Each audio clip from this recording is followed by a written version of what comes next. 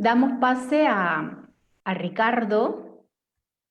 Ricardo va a desarrollar el tema de validez o invalidez de los procedimientos administrativos y procesos judiciales tramitados durante la cuarentena.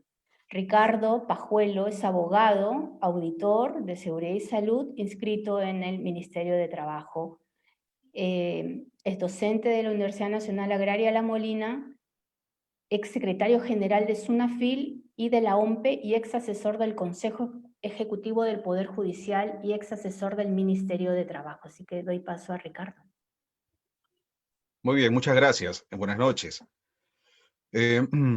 Bueno, imagino que muchos o algunos de ustedes han sido notificados con alguna decisión de la administración pública en este periodo de cuarentena. Otros han sido notificados con una resolución judicial en este periodo, ¿no? Y otros han iniciado un procedimiento o han dado respuesta a un acto administrativo que se ha publicado en algún enlace virtual, como los que ya se han puesto en operación, ¿no? Ahora, cuando ustedes reciben alguna notificación o citación o requerimiento, o cuando realizan un trámite administrativo común ante las entidades públicas, en cualesquiera de los 3 niveles de gobierno, ya sea municipal, regional o nacional, lo que está detrás de todo este papeleo es una organización estatal, configurado o materializado en una entidad del Estado, que en algunos casos depende del Poder Ejecutivo y otras del Poder Judicial. Y estas entidades están conformadas por funcionarios y servidores públicos que son personas, como usted o como yo. Estas personas están laborando y prestando sus servicios remunerados, dando impulso al trámite de los expedientes administrativos o judiciales que pertenecen a todos nosotros. Muy bien. Ahora, simplemente imagínense que han obtenido una resolución o un pronunciamiento favorable y de pronto algún supervisor o el órgano de control o un tercero con legitimidad detecta que el trámite ha sido realizado en el periodo de suspensión de plazos dictado por el gobierno o ha sido suscrito por una persona que no tuvo en su momento un pase laboral emitido por el Ministerio del Interior. O por una persona que no tenía autorización para laborar de manera presencial y que no había suscrito la declaración jurada de la ficha de sintomatología de la COVID-19, o que estaba trabajando remotamente sin estar incluido en la nómina de trabajadores por riesgo de exposición a COVID-19 del conocido Plan para la Vigilancia, Prevención y Control de COVID-19 de su institución, o por un trabajador cuya entidad no había aprobado o no había declarado su plan de vigilancia hasta ese momento en el sistema salud-trabajo del MINSA. Entonces, ahora imagínense que ustedes tienen un trámite, o sea, en trámite un proceso laboral con la aplicación de la nueva ley procesal de trabajo vigente en el país y que durante el periodo de la cuarentena obligatoria, el juzgado laboral ha llevado a cabo la audiencia de conciliación y juzgamiento, tratándose de un proceso ordinario laboral, o tal vez ha llevado una audiencia única, tratándose de un proceso abreviado laboral, y entonces se preguntarán si el juez laboral que ha llevado a cabo su audiencia a través del aplicativo Google Meet, de manera virtual, ha cumplido o no con aplicar los principios elementales del proceso laboral, como son el principio de mediación, el principio de oralidad, el principio de concentración o el principio de veracidad. Entonces, ya nos hemos sumergido entonces en el tema que vamos a tratar ahora. Así que voy a compartir mi pantalla con la diapositiva y lo que les he mencionado es a modo de introducción. Muy bien. Mi nombre es Ricardo Enrique Pajuelo Bustamante y hoy vamos a tratar este tema que está generando, en realidad, mucho desconcierto por parte de nuestros colegas abogados, porque a diario están siendo visitados, tanto por empresas o por personas naturales, que han recibido notificaciones, han recibido eh, actos administrativos en el periodo de cuarentena, y obviamente están preocupados nuestros colegas abogados por la seguridad jurídica, ¿no? La seguridad jurídica, que significa, en realidad, estamos en la capacidad de reconocer como válidos los actos administrativos dictados en este periodo o no. Entonces, de eso vamos a tratar en este momento. Vamos a admitir, están entrando nuevos participantes. Muy bien. Vamos a admitirlos nuevamente a todos. Bien, entonces, la situación que les comento nos lleva a analizar si en nuestro Estado de Derecho, en el Perú, los procesos y procedimientos se están llevando acorde con el principio de seguridad jurídica. Entonces, analicemos qué es la seguridad jurídica, ¿no? A ver, el Estado de Derecho y la seguridad jurídica como elemento del mismo son conceptos que han encontrado un lugar fijo en la teoría del derecho, en especial en la teoría del derecho constitucional y del Estado. Pero la seguridad jurídica es también un fundamento de extraordinaria importancia para las decisiones emprendedoras y por ello para el desarrollo económico y social de un país. Vamos a admitir al señor Víctor. Muy bien. Ahora, como lo dijo el profesor alemán Rudolf Steins, que aparece en pantalla, en su obra Seguridad Jurídica como desafío a la jurisdicción constitucional, esta obra fue publicada en el año 1997 en Buenos Aires. La seguridad jurídica, dijo él, es un elemento básico del Estado de Derecho. Es decir, confiabilidad y previsibilidad del ordenamiento jurídico. Y esto tiene que ver con la expectativa del ciudadano basada en motivos razonables de conocer o poder predecir la actuación del poder público en la aplicación del derecho. A ver, vamos a ir cerrando los micrófonos por ahí, por favor. Muy bien. Como les mencionaba, la seguridad jurídica es una garantía de la libertad dentro de una sociedad.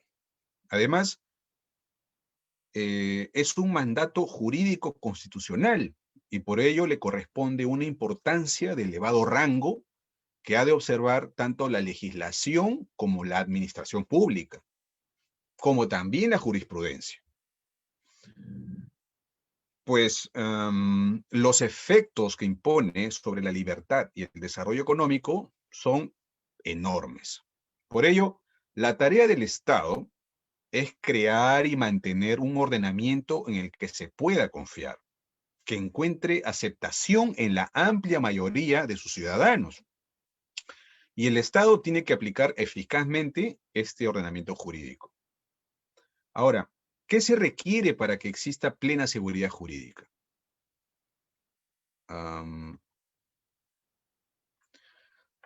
Solo cuando se fijan ciertas reglas y se impone su observancia, puede tener lugar de modo razonable el desarrollo económico.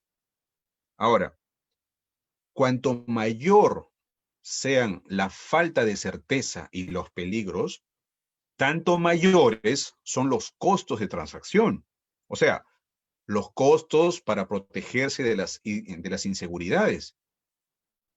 Y tantos menos actores pueden participar y tanto menor es la ganancia en una sociedad. Entonces, cuando digo que tanto mayores son los costos de transacción, me refiero a los costos para lograr alguna protección frente a las inseguridades. Ahora bien, el poder legislativo se ubica en el comienzo del procedimiento que crea la seguridad jurídica, pues analiza problemas que puedan resolver conflictos y suministra una solución legislativa. Hasta aquí lo ideal, ¿no? En base a esto, el ciudadano puede ajustar su conducta de modo que evitará un conflicto o podrá confiar en que un determinado conflicto será resuelto de un determinado modo con un determinado resultado. Así es por lo menos en la teoría. Por otro lado, el Poder Ejecutivo, esto es, la administración pública, debe ajustar su tarea de crear y mantener seguridad jurídica cuando se ciñe cuidadosamente al ordenamiento jurídico mencionado anteriormente. Esto es, cuando se esfuerza en respetar el principio de legalidad en sentido formal y material. Solo así se da la previsibilidad de la actuación pública y solo así surge un clima de confianza que es de gran y extraordinaria importancia, ¿no? Y es precisamente para el desarrollo económico de un país, de nuestro país. Pero también juegan al respecto un papel decisivo las formas y los procedimientos. Sin embargo, ello sucede reiteradamente a causa de la falta de regulación o simplemente por costumbre. Muy bien. Dicho esto, veamos cómo se está respetando la seguridad jurídica en nuestro país, que es lo que diariamente nos está rompiendo la cabeza, ¿no? ¿Qué va a pasar? Ahora, como ustedes saben, mediante el Decreto Supremo el 008-2020 del sector salud, esta fue dictada el 11 de marzo del 2020, el Ministerio de Salud declaró la emergencia sanitaria a nivel nacional por el plazo de 90 días. Fueron 90 días calendario. Luego fue prorrogada por Decreto Supremo 020-2020 del 4 de junio del año 2020, desde el 10 de junio hasta por 90 días calendario más. Y luego, nuevamente, prorrogada mediante Decreto Supremo 027-2020 SA del 28 de agosto reciente, desde el 8 de septiembre hasta por 90 días más. Es decir, hasta diciembre del año 2020. Entonces, hasta ahí tenemos nuestra declaratoria de emergencia sanitaria. Muy bien. Ese dato hay que tenerlo en cuenta. Asimismo, el gobierno, mediante Decreto Supremo 044-2020, que es muy conocido por nosotros en todos los escritos, los estamos mencionando, declaró el estado de emergencia nacional por las graves circunstancias a consecuencia del COVID-19. Y como saben, esta norma fue ampliada temporalmente por diversos decretos supremos. Ahí están, acá figuran en pantalla, Decreto Supremo 051, 064, 075, 083, la 94, la 116, la 135 de la PCM, ¿no? Y también fue precisado, fue mejorada la norma por los decretos supremos 045, 046, 051, 053, 057, 058, 061, 63, 64, 68, 72, 83, 94, 116, 129, 135 y 139. Y finalmente, mediante el Decreto Supremo 146-2020, se ha ampliado a partir del martes 1 de septiembre hasta el 30 de septiembre de este año. Tenemos entonces declaratoria de emergencia nacional hasta el 30 de septiembre de este año. Muy bien. Dentro de este estado de emergencia, ahí viene lo bueno, tomar nota, estimados colegas, se dictó el decreto de urgencia 026-2020, del 15 de marzo del 2020, en cuya segunda disposición complementaria final se estableció la suspensión de los plazos de todos los procedimientos administrativos a nivel nacional por 30 días primero, o sea, hasta el 28 de abril. Acuérdense, con decreto de urgencia 026, desde el 15 de marzo hasta el 28 de abril, ningún procedimiento administrativo tenía que caminar, se suspendían. Nadie podía firmar una resolución, nadie podía notificar ningún acto administrativo de ninguna entidad del Poder Ejecutivo. Muy bien. Asimismo, el gobierno dictó el decreto de urgencia 029 del 20 de marzo de este año, en cuyo artículo 28 estableció adicionalmente la suspensión de plazos por 30 días hábiles más, o sea, hasta el 6 de mayo. Entonces, respecto al cómputo de plazos de inicio y tramitación de los procedimientos administrativos y procedimientos de cualquier índole, ¿no? Entonces, incluso los regulados por leyes, disposiciones especiales, que se encuentren sujetos a plazos que se tramiten en entidades del sector público.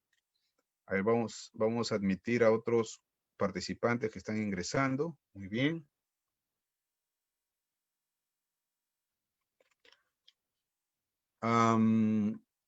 Como les dije, posteriormente se dictó el decreto de urgencia 053, que fue dictado el 20 de marzo del 2020, y en cuyo numeral 12.1 se prorrogó la suspensión de los plazos por 15 días más, o sea, hasta el 27 de mayo. Y así, finalmente, mediante el decreto supremo 087-2020, se ha retomado el cómputo, no, perdón, se prorrogó los plazos de suspensión de plazos, ojo, se prorrogaron los plazos de suspensión de procedimientos administrativos hasta el 10 de junio del 2020. Hasta ahí, suspendido todo procedimiento. Entonces recuerden, del 16 de marzo hasta el 10 de junio, todos los plazos se quedaron suspendidos. Muy bien. Entonces, recién a partir del 11 de junio se han retomado el cómputo de plazos de tramitación de los procedimientos administrativos sujetos a silencio positivo y negativo que se encontraban en curso a la fecha de entrada en vigencia de la segunda disposición complementaria del decreto de urgencia 026, ¿no? Ahora bien, en medio de todo esto, se acordarán, uh, que se emitió la conocida resolución administrativa 309-2020 del Ministerio del Interior, del 31 de marzo del 2020, que fue denominado Protocolo para la implementación de las medidas que garanticen el ejercicio excepcional, derecho a libertad de tránsito, más conocida como la norma del pase laboral, en cuyo artículo 5 se establecieron actividades que generaban la obligación de contar con un pase laboral para poder salir a la calle, para poder transitar. Si no tenías el pase laboral, no podías ir de un lado para otro. Y se acordarán que si no tenías el pase laboral podías ser detenido por la policía y llevado a una comisaría para que seas debidamente identificado y registrado. Ahora, este pase laboral solo era aplicable para realizar solo estas actividades, ¿ah? Ojo. Primero, trabajo en producción, abastecimiento, almacenamiento o distribución de alimentos. Trabajo en producción o abastecimiento de productos farmacéuticos y de primera necesidad. Trabajo en un centro o servicio o establecimiento de salud o diagnóstico. Trabajo en servicios de agua, saneamiento, energía eléctrica, ¿no? O también de gas o de combustible o laborar en telecomunicaciones, en limpieza y en recojo de residuos sólidos. Hasta ahí les pregunto, ¿aparece por ahí en este listado un servidor público de Ocinermin? No. ¿Aparece por ahí un servidor público que trabaje en Sutran? No. ¿En el Ministerio de Trabajo? Tampoco. ¿En el Ministerio de Cultura? Tampoco. Ojo, ¿eh? No aparece en este listado. No había pase laboral para ellos. Muy bien, seguimos analizando. Pase laboral solamente para aquellos que trabajan en entidades financieras, seguros, trabajo en producción, vamos a poner una más, almacenamiento, transporte, distribución de combustible, trabajo en hoteles y centros de alojamiento, trabajo en medios de comunicación. Ellos sí, los periodistas sí podían trabajar, ¿no? En centrales de atención telefónica también. Trabajo en servicios de vigilancia de empresas privadas y de transporte. O sea, como están viendo acá, solo para ellos había pase laboral. Ojo, acá dice trabajo en el sector público, en la prestación de servicios necesarios para la atención de acciones relacionadas a la emergencia sanitaria producida por el COVID-19. Les pregunto, ¿eso significa cualquier trabajador del sector público? No, solamente aquellos que tenían relación con la emergencia sanitaria, es decir, aquellos que trabajaban en el Ministerio de Salud probablemente, o que trabajaban en salud, ¿no? O sea, son servidores públicos en alguna dirección regional de salud, muy bien, ellos sí, o en el área de salud de las municipalidades locales, por supuesto. Solo para ellos había la posibilidad de que les den su pase laboral en aplicación de esta resolución ministerial 309-2020. Entonces, muy bien, otro trabajo que estaba permitido por resolución 309-2020 fue el trabajo en transporte de carga y mercancías, ¿no? Actividades conexas como mantenimiento de carreteras, atención de emergencias, servicios en la vía, o sea, en las vías, ¿no? En las vías, como grúa, ambulancia, auxilio médico, así como servicios logísticos de apoyo al transporte de carga. Entonces, también la asistencia y cuidado a personas adultas mayores, o sea, básicamente enfermeras o enfermeros, o personas que se dedican a la atención de estas personas con mayor necesidad, ¿no? De cuidado. Ahora bien, reconocido esto, visto esto, el numeral 12.2 del artículo 12 del decreto de urgencia 053, tomar nota, decreto de urgencia 053-2020, facultó a las entidades del Estado a aprobar mediante una resolución de su titular el listado de procedimientos cuya tramitación no se encuentra sujeta a la suspensión de los plazos de tramitación de procedimientos administrativos y ni a la suspensión del cómputo de plazos de inicio y tramitación de los procedimientos administrativos y procedimientos de cualquier índole, ¿no? De conformidad con el artículo 28 del decreto de urgencia 029-2020. Es decir, en base a esta norma, solo las siguientes entidades han emitido reglamentos con sus listados de procedimientos cuya tramitación no se encuentra sujeta a la suspensión del cómputo de plazos de inicio y tramitación. Y estas entidades son las que menciono, ¿no? INACAL, la Autoridad Portuaria Nacional, MINAGRI, el Ministerio de Ambiente, el Ministerio de Energía y Minas, la Municipalidad Metropolitana de Lima, el Ministerio de Cultura, CERFOR, la Superintendencia de Bienes Nacionales, CERNAM, que tiene que ver con áreas protegidas nacionales, el ANA, que es la Autoridad Nacional del Agua, el APSI, que es de Cooperación Internacional, y el Ministerio de Transportes y Comunicaciones. Solo estas entidades han emitido con estas fechas, ojo, miren las fechas, 19 de mayo, 30 de mayo, 6 de junio, 27 de abril, 4 de junio.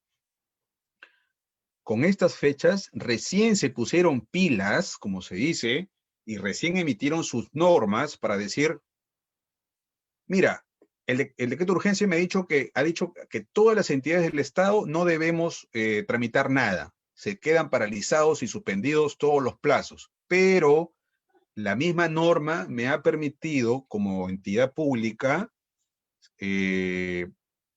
sacar un listado de procedimientos exceptuados de esa norma y que son de mucha emergencia, de mucha urgencia, para que sigan tramitándose de manera normal. Entonces, esa era la primera condición para que las entidades, este listadito de entidades, puedan seguir tramitando sus procedimientos a partir de la fecha de publicación de estas normas.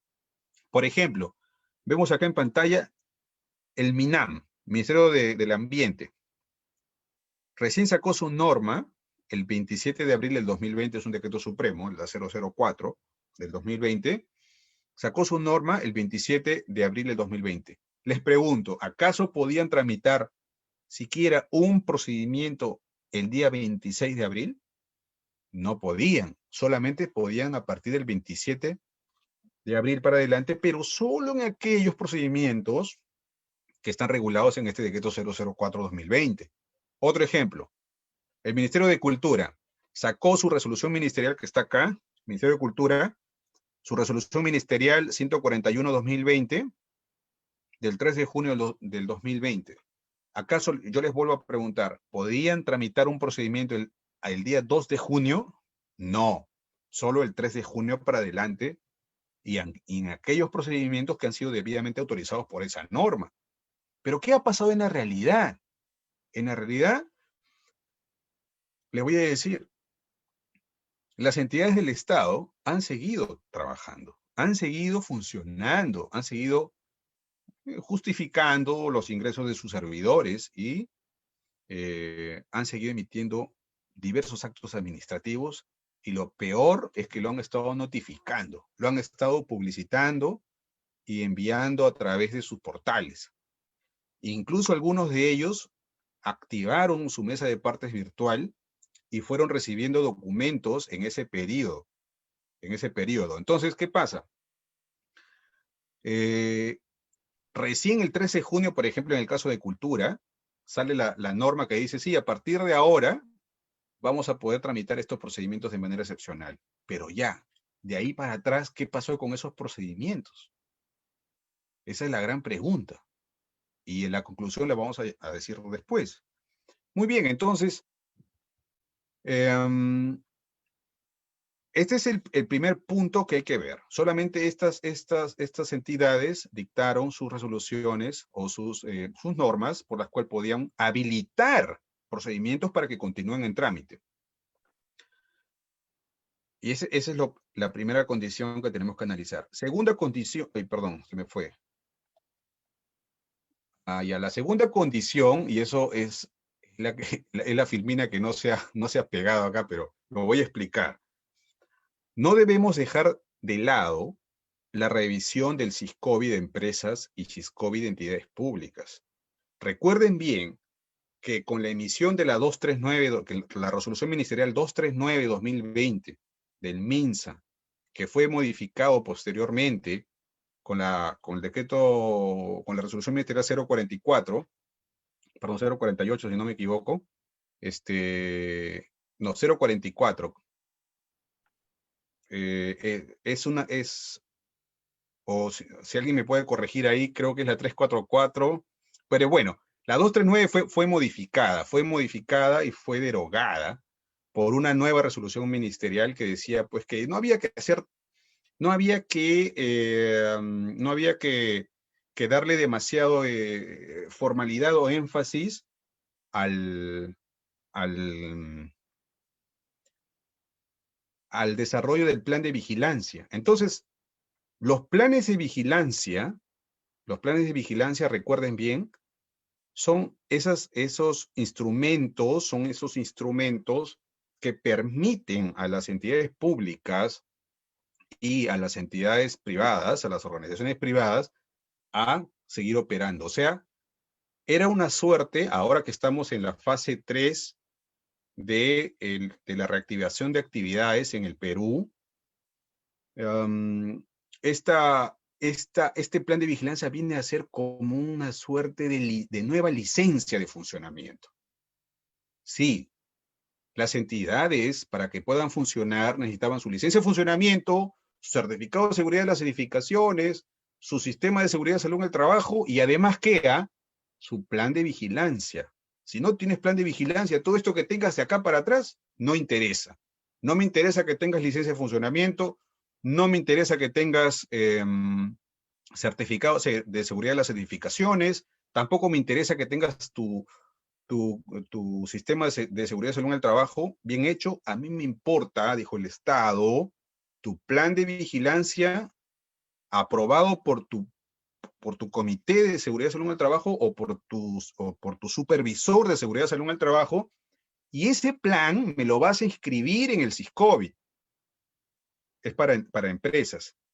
Y para las entidades públicas me lo vas a inscribir en la página Salud Trabajo del MINSA. Y si no me lo inscribes, no puedes operar. Porque si tú lo inscribes, significa que vas a poder operar. Entonces, las entidades, así un tremendo dolor de cabeza, se han puesto a trabajar su plan de vigilancia, pero sobre la marcha. Sobre la marcha, ¿por qué digo? Porque ya han estado trabajando sus funcionarios, sus servidores han seguido firmando documentos, han seguido trabajando por el teletrabajo, han seguido trabajando dentro de las entidades, incluso algunos, sin estar autorizados por su plan, ¿no? Entonces, eso es importante considerar como una forma de ver cuál es el vicio que ha podido recibir, en este caso, un procedimiento, ¿no? Entonces, los abogados, ¿qué están haciendo? Se lo digo, ¿no? ¿Qué estamos haciendo los abogados cuando vemos un acto administrativo que es impugnable, ¿no? Estamos verificando si se registró o no el plan de vigilancia y prevención y control del COVID en el SISCOBI del MINSA y la fecha exacta en que su Comité de Seguridad y Salud en el Trabajo aprobó dicho instrumento de gestión para su registro en el SISCOBI. Entonces, con eso se puede ver si los servidores o funcionarios que tramitaron el procedimiento se encontraban autorizados o no para realizar trabajos presenciales dentro de la sede de la entidad o para hacerlo vía no presencial o remota. Y por tanto, verificar si estaban aptos para dictar resoluciones o notificarlas, ¿no? Recuérdense de que no todas las actividades estatales estaban catalogadas como servicios esenciales autorizadas por este Decreto Supremo 044/2020, ¿no? Entonces, no olvidemos tampoco que en aplicación del inciso 1 del artículo 10 del texto único ordenado de la Ley del Procedimiento Administrativo General 27444, son vicios del acto administrativo aquellos que causan la nulidad de pleno derecho por contravención de las leyes o las normas reglamentarias. Entonces, eso es en la parte administrativa. Ahora, en la parte judicial, ¿qué es lo que está pasando? Yo que veo pues los procesos laborales, básicamente en los juzgados y salas laborales, yo les puedo decir algo, ¿no? Que se está vulnerando el principio de concentración, el principio de oralidad y el principio de inmediación que debe cubrir la labor de los jueces. Porque a la antigua, cuando íbamos a las audiencias, los abogados en ambos lados, con sus patrocinados, lo que el juez decía muy bien, analicemos entonces la posición de las partes, analicémoslas, y podía él mirarte, y podía ver si balbuceabas, o podía ver si tú te ponías nervioso, o si estabas mintiendo, porque no todo lo que es documental, el juez lo considera como válido. Para él es más importante sobre lo documental lo que las partes hablen, lo que las partes digan. Entonces, el juez en ese momento mira a las partes, los estudia, los escucha, mira sus conductas, por su experiencia puede determinar si le están mintiendo o no, y él puede hacer una contrapregunta en ese momento para determinar quién le está engañando. Pero ¿qué está pasando en la actualidad? Las audiencias se están llevando así como en este momento estamos hablando ustedes y yo. Yo hablo, ustedes miran, pero ustedes no saben si alguien me está soplando lo que tengo que decir, o si alguien me está pasando un papelito por ahí para que yo pueda decir otra cosa diferente a la realidad. Ese rompimiento de la realidad se llama destrucción del principio de inmediación procesal.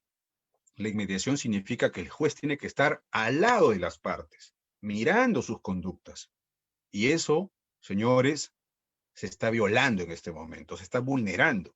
Y las consecuencias pueden ser fatales, porque Si bien ha salido una resolución del Consejo Ejecutivo del Poder Judicial que permite el uso de la tecnología Google Meet para poder llevar adelante las audiencias judiciales en donde se decide la suerte de un trabajador, donde se decide la suerte de una indemnización a favor del trabajador, pues esta resolución no tiene el peso suficiente ni la jerarquía suficiente para ir sobre la ley 29497, que es la ley procesal de trabajo. Por lo tanto, si la ley 29497, ley procesal del trabajo, ha establecido que se deben respetar estos principios y luego sale una resolución administrativa del Consejo Ejecutivo del Poder Judicial que dice, por ahora, por este periodo de cuarentena, como todos nos vamos a enfermar, generando miedos en la población, entonces dice, lo podemos hacer desde nuestras casas, desde sus oficinas, para que no vengan hasta acá a recargar la labor de los jueces, ¿no? Y que, pero ¿qué está pasando en realidad? Se está vulnerando los principios elementales. Y esto estoy muy convencido que está generando la nulificación, la nulidad de los procesos judiciales que se llevan actualmente, ¿no? Muy bien, entonces, esa era mi participación. Espero que haya sido de su agrado. Muchas gracias.